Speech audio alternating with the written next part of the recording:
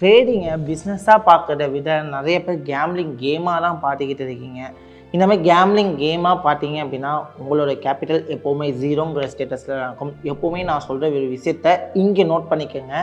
Actually ட்ரேடிங்கை ஒரு பிஸ்னஸாக பார்க்கணும். அதாவது ஒரு பிஸ்னஸ் மேன் எப்படி திங்க் பண்ணுவாங்க அப்படின்னா, நான் போடுற கேபிட்டலில் மந்த்லி ஒரு 3 to 10% ரிட்டர்ன்ஸ் வந்தாலே அது ஒரு பெரிய ப்ராஃபிட்டாக ஒரு பிஸ்னஸ் மேன் பார்ப்பாங்க. அதே மாதிரி தான் நீங்கள் ட்ரேடிங் அப்படிங்கிற இண்டஸ்ட்ரிக்குள்ளே வரீங்க அப்படின்னா கம்பல்சரி நீங்கள் பிஸ்னஸ் மேனாக திங்க் பண்ணால் மட்டும்தான் இந்த ட்ரேடிங் இண்டஸ்ட்ரியில் உங்களால் ப்ராஃபிட்டபுளாக சர்வே பண்ண முடியும். இல்லை நான் டெய்லி 1000 ரூபாய் சம்பாதிக்கணும், டெய்லி 2000 ரூபாய் சம்பாதிக்கணும், 1 லட்ச ரூபா இன்வெஸ்ட் பண்ணி 5 லட்ச ரூபா சம்பாதிக்கணும், டபுள் டே கேபிட்டல் ஆக்கணும், அதுவும் வித்தின் த ஷார்ட் டைமில் ஆக்கணும் நீங்கள் நினச்சிங்க அப்படின்னா சத்தியம் பண்ணி சொல்கிறேன், ட்ரேடிங்கில் உங்களால் ஜெயிக்கவே முடியாது. ட்ரேடிங்கில் ஜெயிக்கணும் அப்படின்னா ட்ரேடிங்கை நீங்கள் பிஸ்னஸாக பார்க்கணும்.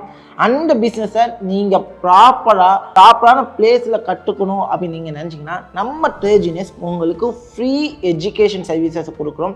ஜஸ்ட் உங்ககிட்ட பிஸ்னஸ் பண்ணுறதுக்கான கேபிட்டல் இருக்குது, அதை கரெக்டாக யூட்டிலைஸ் பண்ணி கரெக்டான ப்ராஃபிட் ரேஷியோ மேக் பண்ண போனோம் அப்படின்னா கீழே கான்டாக்ட் நம்பருக்கு நீங்கள் கான்டாக்ட் பண்ணி கோர்ஸ் டீட்டெயில்ஸை தெரிஞ்சுக்கோங்க.